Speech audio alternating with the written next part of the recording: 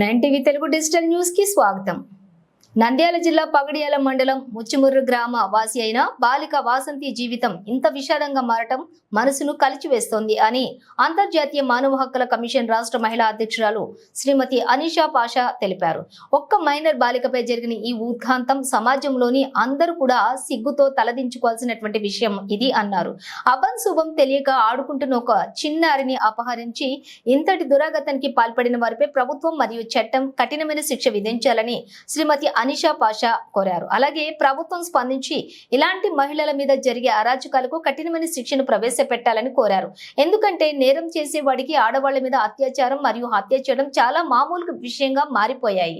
ప్రభుత్వాలు మారుతున్నప్పటికీ మహిళల మీద జరిగే అరాచకాలు మాత్రం ఆగటం లేదు. ముఖ్యంగా నంద్యాల జిల్లాలో ఇవి మరీ ఎక్కువగా ఉన్నాయి. కాబట్టి జిల్లా ఎస్పీ వెంటనే స్పందించి ఇలాంటి నేరాలు పునరావృతం కాకుండా చూడాలని ఐహెచ్ఆర్సీ తరపున కోరుతున్నాను. ప్రభుత్వం స్పందించి యువత మత్తుకు బానిసై పెడదారి పట్టి ఇలాంటి అఘాయిత్యాలు చేయకుండా చర్యలు తీసుకోవాలని కోరారు. వాసంతి ఆత్మకు మరియు వాసంతి తల్లిదండ్రులకు న్యాయం జరిగేలా చూడాలని శ్రీమతి అనిషా పాషా కోరారు. యువత పెడదారి పడుతుంది, మత్తుకు బానిసైపోయి మద్యపానం అనేది విచ్చలవిడిగా దొరుకుతుంది, కాదంటలేదు. దానికి కూడా ఒక వయసు పరిమితి అనేది పెట్టి అమ్మి దీన్ని నివారించగలిగితే కొంతవరకు నేరాలు తగ్గుతాయని నేను అనుకుంటున్నాను. కానీ దానికంటే ముందర ప్రతి ఇంట్లో తల్లి అమ్మాయిలను మహిళలను ఎలా గౌరవించాలనేది తల్లి నేర్పించాలి. పాఠశాలలో ఉపాధ్యాయులు నేర్పించాలి. కొన్ని అవగాహన సదస్సులను ఏర్పాటు చేసి అమ్మాయిల జీవితాలతో ఆడుకున్న ఇలాంటి అఘాయిత్యాలు చేసిన ఏమవుతుందనేది కూడా కొన్ని అవగాహన సదస్సులు ఏర్పాటు చేసి అవగాహన కల్పిస్తే ఇలాంటి నేరాలను మనం రూపుమాపగలం. కానీ నేను ప్రభుత్వాన్ని కోరుకునేది ఒకటే, ప్రభుత్వాన్ని కానీ చట్టాన్ని కానీ ఇలాంటివి మళ్ళీ పునరావృతం కాకుండా చూడండి. చట్టాలు ఎన్నో వస్తున్నాయి, దిశ చట్టం, నిర్భయ చట్టం, ఎన్ని వచ్చిన ఆడవాళ్ళ మీద అఘాయిత్యాలు అయితే మారడం లేదు. అదేవిధంగా ప్రభుత్వాలు మారుతున్నాయి, కానీ ఆడవాళ్ళ మీద అఘాయిత్యాలు ఆగడం లేదు. సో దీని మీద ప్రభుత్వము కఠినమైన శిక్షను ఏర్పాటు చేయాలి. ఎందుకంటే నేరస్తుడు నేరం చేస్తున్నాడు, చేసి మళ్ళీ బయటకు వచ్చేస్తున్నాడు, దాని మీద కఠినమైన శిక్ష దొరకడం లేదు. అలాంటప్పుడు ఇంతే కదా, ఏమవుతుంది, కొన్నేళ్ళు జైలు చేస్తాం, మళ్ళీ బెయిల్ మీద వచ్చేస్తాం అనేది ఒక చాలా సింపుల్ విషయంగా తయారైపోయింది, మామూలు విషయంగా. ఇలా కాకుండా ప్రభుత్వం కొన్ని కఠినమైనటువంటి శిక్షలను కనుక వీళ్ళని ఖరారు చేసినట్లయితే భయం పుట్టాలి. ఆడవాళ్ళ మీద కన్నీసి చూడాలన్నా ఇలాంటి అఘాయిత్యాలు చేయాలన్నా భయం పుట్టే విధంగా శిక్షలను తయారు చేయాలి. ప్రభుత్వం నేను ఇదే కోరుకుంటున్నాను. భగవంతుడు వాసంతి ఆత్మకు శాంతి కలిగించాలి, ఆ తల్లిదండ్రులకు కూడా బలాన్ని చేకూర్చాలి అని కోరుకుంటున్నాను. సపాష, నేను international human rights AP state మహిళా ఆఫీస్లో పనిచేస్తున్నాను.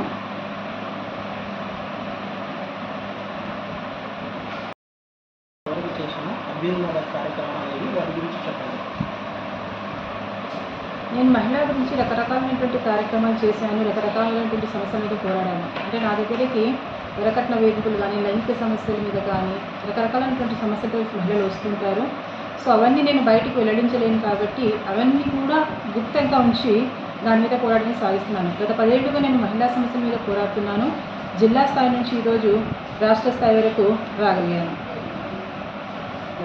మహిళా సమస్యలపైన పోరాడాలనుకుంటున్నారు. మీ దగ్గరికి వచ్చిన ఎంతమంది మహిళలకు మీరు న్యాయం చేయగలిగారు? ఆల్మోస్ట్ వాళ్ళందరికీ అనుకుంటాను. ఎందుకంటే నా దగ్గరికి ఎట్లా వస్తారంటే మహిళలు ఫస్ట్ స్టేషన్లకు వెళ్తారు, పంచాయతీలు, గ్రామ పెద్దలు వాళ్ళు వీళ్ళంతా కలిసి పంచాయతీలు పెడతారు, అన్నీ అయిపోతాయి. లాస్ట్ చివరి దశలో నా దగ్గరికి వస్తారు. అంటే మేడం అక్కడ వెళ్ళాము, ప్రతి చోట వెళ్ళాము, కానీ మాకు న్యాయం జరగలేదు. మేము పంచాయతీ పెట్టించాము 2-3 సార్లు, కానీ మళ్ళీ మా ఆయన అలాగే చేస్తున్నారు, లేదా సంథింగ్ ఏదో ఒకటి చెప్పుకుంటూ మళ్ళీ నా దగ్గరికి వస్తారు. వచ్చేటప్పటికి ఏమవుతుందంటే నాకు మళ్ళీ వేరే దారి కనపడకుండా అన్ని దారులు అయిపోయి ఉంటాయి. చివరిగా నేనేం చేయాలనేది ఆలోచించుకొని మా వేలో, అంటే ఒక హ్యూమన్ రైట్స్ వేలో ఆలోచించి ఎక్కడి నుంచి పట్టుకొని పోతే అవుతుందనే ఉద్దేశంతో దాన్ని తీసుకొని ఆ కేసును ముందుకు తీసుకెళ్ళి న్యాయం అయితే చేయించగలిగాను. ఆ విషయంలో నేను చాలా సంతృప్తిగా ఉన్నాను. సుమారు ఇంతవరకు ఎంతమంది మహిళలకు మెంబర్స్ చెప్పడం కష్టమే అవుతుంది. ఎందుకంటే 10 ఏళ్ల సర్వీస్లో మనము ఎంతమందికి ఏంటి చెప్పడం, మెంబర్స్ చెప్పడం కష్టమే. ప్రతిరోజు సమస్యలు అనేవి వస్తూనే ఉంటాయి. కేవలం ఇక్కడ నాకున్న స్థానికంగా నిన్న చుట్టుపక్కల నుంచే కాకుండా వేరే జిల్లా నుంచి, రాష్ట్ర స్థాయిలో ఉన్నాను కాబట్టి రాష్ట్రంలోని ప్రతి జిల్లా నుంచి కూడా నాకు కేసులు వస్తున్నాయి. అన్ని వచ్చిన కేసులన్నీ కూడా వరకట్న వేధింపులు, ఆ తర్వాత భర్త అఘాయిత్యాలు, భర్త సతాయించడము ఇవే ఎక్కువ వస్తున్నాయి. ఇలాంటి భర్తల నుంచి భార్యలకు ఈ అగత్యాలు ఈ వేధింపు రాకుండా చట్టాలు ఎలాంటి చర్యలు తీసుకుంటే బాగుంటుంది అనుకుంటున్నారు? చట్టాలు చాలా వచ్చాయి, చర్యలు తీసుకుంటామని చెప్తున్నారు. కానీ చట్టాల వలన లాభం అనేది అయితే నాకేం కనబడడం లేదు. ఎందుకంటే ఎన్నో సంవత్సరాల నుంచి వరకట్నం అనేది ఒక నేరం అని చెప్పుకుంటూ వస్తున్నప్పుడు కూడా అది రూపుమాపడం లేదు. వరకట్నాలు తీసుకుంటూనే ఉన్నారు, అతింటి వేధింపులు జరుగుతూనే ఉన్నాయి. ఈ చట్టాల పనితీరు ఇదంతా మనం ప్రశ్నించే బదులు ఫస్ట్ అందరిలో కూడా ఒక మార్పు అనేది రావాలి. అంటే మన ఇంటికి వచ్చే కోడలు కూడా ఒక ఇంటి ఆడపిల్ల, మన ఇంటి ఆడపిల్ల లాంటిదే కదా అని ఒక అత్త అనుకున్నప్పుడు భర్త ముఖ్యంగా మహిళను గౌరవించడం అనేది మన సంస్కృతిలో ఒక భాగము. దాన్ని ఫస్ట్ మనం తెలుసుకొని ప్రతి తల్లి తన బిడ్డకు నేర్పించాలి. ప్రతి పురుషుడు కానీ ఎవరైనా సరే సమాజంలో మహిళను గౌరవించినప్పుడు వాళ్ళ మీద అఘాయిత్యాలు చేయడం అనేది తగ్గుతుంది. మహిళల్లో చైతన్యం రావాలంటే నేటి సమాజంలో చదువు అనేది ఒక ముఖ్య ఉద్దేశం. కాకపోతే చాలామంది పేద తరగతి వలన ఉన్నత చదువు చదవలేకపోతున్నారు. వారి కోసము వెనుకబడిన బాలికల కోసము మీ ఆధ్వర్యంలో ఏమైనా హెల్పింగ్ నేచర్ ప్రోగ్రామ్స్ ఏమైనా కండక్ట్ చేస్తున్నారా? ఎలాంటి ప్రోగ్రాములు వాళ్ళ కోసం చేస్తున్నారా? మంచి క్వశ్చన్. చేశానండి. గురుకుల, కస్తూర్బా స్కూల్స్ వెళ్ళి నేనే పర్సనల్గా మాట్లాడి వాళ్ళకి సేఫ్ రిసీప్ట్ కేటాయించడము, అంటే వాళ్ళ తల్లిదండ్రులతో మాట్లాడి ఇంకా ముందు చదివించలేమని అనుకున్నప్పుడు లేదు వాళ్ళకంటూ కొన్ని ప్రత్యేక వసతులు సదుపాయాలతో కొన్ని స్కూల్స్ పనిచేస్తున్నాయి, కళాశాలలు పనిచేస్తున్నాయి, చదివించండి. నేను ఒకటే చెప్తాను ప్రతి తల్లిదండ్రులకు, మీరు కట్నం ఇవ్వాలి మా అమ్మాయికి, ఒక 10 లక్షలు ఇవ్వాలని 10 లక్షలు పోగు చేసే బదులు అమ్మాయికి మంచి చదువు ఇవ్వాలి. తన పిల్ల కూడా చదువుకునే హక్కు ఉంది.